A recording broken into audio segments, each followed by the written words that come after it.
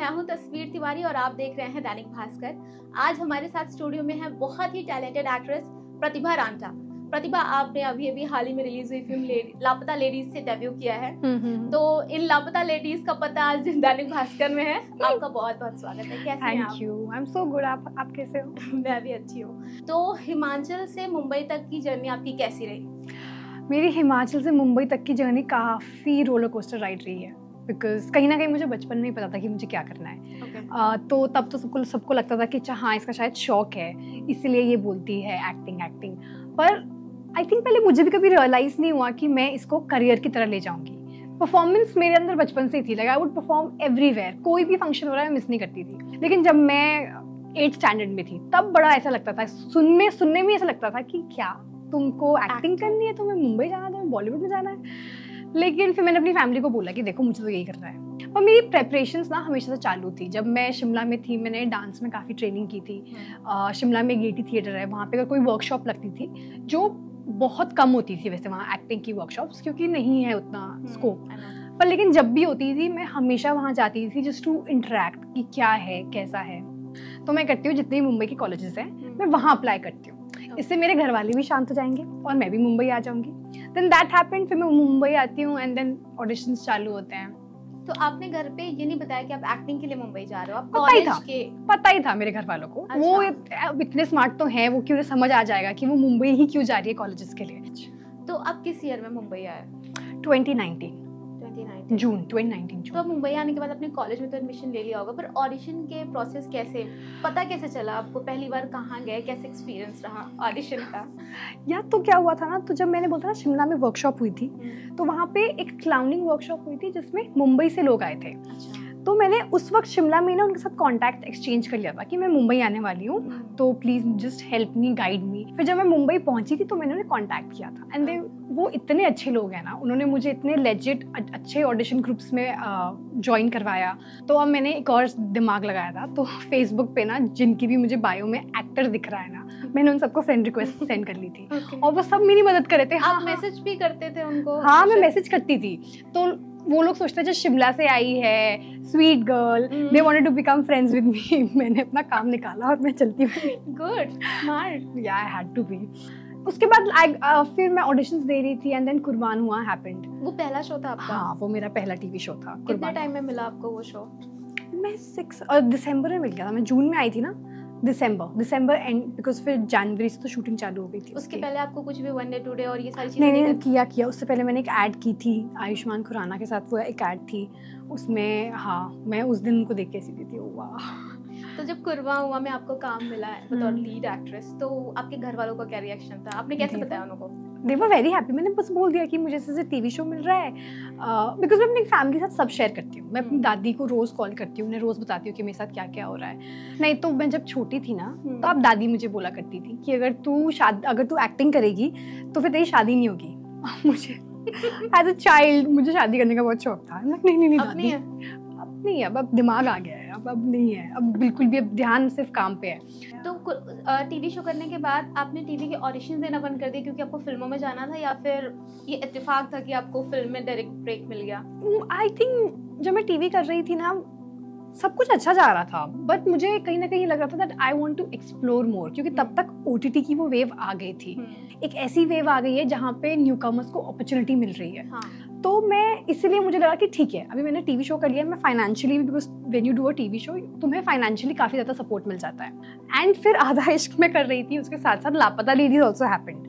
And लापता ladies, क्योंकि मेरी उस वक्त मैं आधा इश्क कर रही थी एंड लापता लेडीज को दिसंबर में ऑन फ्लोर जाना था, और मैं दिसंबर में वो शूट करी थी। तो Kiran ma'am and Aamir sir said कि कोई बात नहीं, हम जनवरी से शूट रिज्यूम कर लेंगे, you please go and complete your shoot. And I feel so nice, क्योंकि मुझे कहीं बड़ी बात है। हाँ, मुझे कहीं ना कहीं लगा था ओ गॉड, मेरी इतनी बड़ी अपॉर्चुनिटी मेरे हाथ में आने से कहीं चले तो नहीं गई। But then when they said that I was so happy, I am like thank you God, universe is with me. But then Aamir sir, Kiran ma'am बहुत अच्छे लोग हैं, मतलब उन्हें पता है, एक वो प्रोफेशनलिज्म होता है कि कोई अगर अपना ऑडिशन देने आया है, so you know they will make sure कि मैं कंफर्टेबल फील करूँ। वो मुझसे बात कर रहे थे मेरे बारे में, मैं कहाँ से आई हूँ, और मैंने ही अपने बारे में बताया, तो एक कंफर्ट, आई डोंट नो, एक कंफर्ट डेवलप हो गया था। इनफैक्ट मतलब जब मैं पहली बार ही ऑडिशन के लिए गई थी ना, तब भी वो क्लिक हो गया था, वो आइस ब्रेक वहीं पे ही हो गई थी। मतलब एक माइंडसेट। लेडीज के मिलने से पहले कभी ऐसा हुआ कि आप किसी फिल्म के लिए शॉर्टलिस्ट तो हो गए हो, लेकिन लास्ट मोमेंट पे आके वो आपके हाथ से चला गया हो काम, ऐसा कभी? ऐसा होता है, कुछ ऐसे टीवी शोज हुआ था एक बार, पर फिर नहीं हुआ। आई एम लाइक ठीक है, इट्स ओके, समथिंग बेटर। मैंने कभी ऐसे दिल पे नहीं लिया, बिकॉज आई ऑल्सो बिलीव कि जो आपके लिए बना है वो आपको मिलेगा। बिकॉज मैं ये मानती हूँ, जब मैं शिमला से मुंबई तक आ सकती हूँ, मैं एक ऐसी फैमिली को कन्विंस कर सकती हूँ जहाँ पे सब टीचर हैं और उन्होंने कभी इंडस्ट्री के बारे में सोचा समझा नहीं था। जब वो सब कुछ हो सकता है ना, अब तो आई एम हियर, अब तो बस मेरे एफर्ट्स हैं। सो आई थिंक हाँ। जब वो एक सवाल है मेरा कि इंडस्ट्री में ना स्टार किड्स और नेपोटिज्म को लेके बहुत बातें होती हैं, हमेशा ही होती रहती हैं, मतलब हर इंटरव्यूज में बड़े स्टार्स के साथ, छोटे स्टार्स के साथ। तो आपका क्या परसेप्शन है इसे लेकर? यार अगेन, जो मैं अभी तक बोल रही हूँ, मेरा बिलीफ इतना स्ट्रॉन्ग है लाइफ में इस चीज को लेकर कि जो आपके लिए है ना बना हुआ, वो आपको मिलेगा बाय हुक और क्रुक। अगर अभी मैंने लापता लेडीज में जया का कैरेक्टर प्ले किया है, वो मेरे लिए लिखा था, वो मेरा ही कैरेक्टर था और वो मुझे ही मिला है। इनफैक्ट जया के लिए वो लोग कब से ऑडिशन कर रहे थे और मुझे लास्ट में जाके लॉक किया है, बिकॉज वो कैरेक्टर मेरे लिए लिखा था। पर अगर जैसे आपको लापता लेडीज मिल गया, मतलब काफी इजीली, जितना लोग स्ट्रगल करते रहते हैं उस हिसाब से आपकी लाइफ काफी अच्छे वे डायरेक्शन में जा रही है, जैसे या टच वर्ड जाती रहे। बट अगर इन केस ऐसा नहीं हुआ, तो तब भी आप इतनी ही पॉजिटिव तरीके से इस चीज को लेती?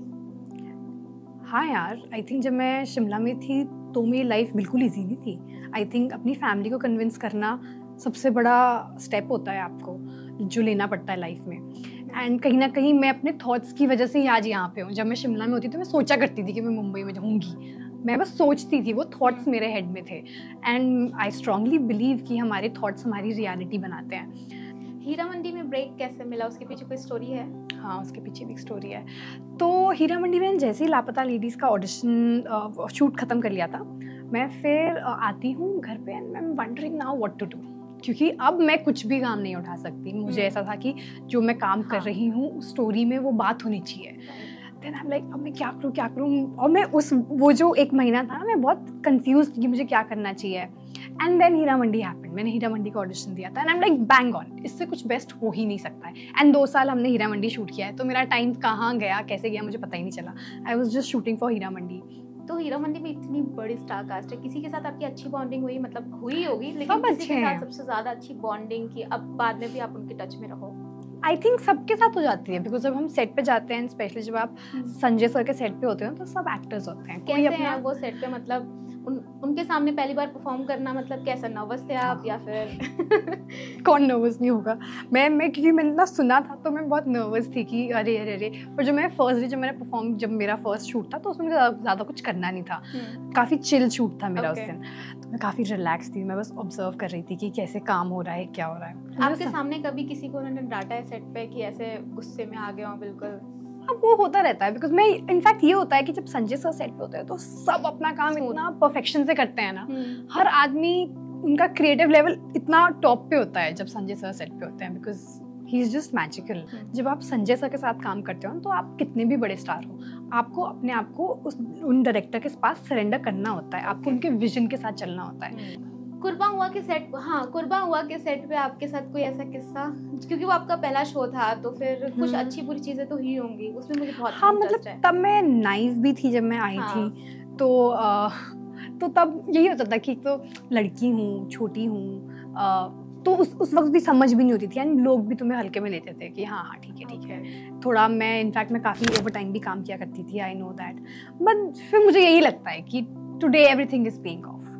Okay, one last question. आप जहाँ से हैं, आई गेस प्रीति जिंटा भी शिमला से ही हैं। तो बचपन में आप कभी भी ऐसा हुआ है कि उनको देखकर इंस्पायर हुए हो, या फिर मतलब वो आपकी रोल मॉडल काइंड ऑफ कुछ रही हो? अरे मैं जब छोटी थी ना 3 साल की, तो मेरे जो नेबर्स थे वो सब मुझे बोलते थे अरे प्रीति जिंटा आ गई, प्रीति जिंटा आ गई। अब इसमें मुझे लगता है ये सब मेरे नेबर्स की गलती है, उन्होंने मेरे दिमाग में फीड किया है। तो मैं अपने आप को प्रीति जिंटा सोच रही हूँ, हाँ मुझे प्रीति जिंटा बोल रहे हैं, मैं शायद प्रीति जिंटा ही होंगी।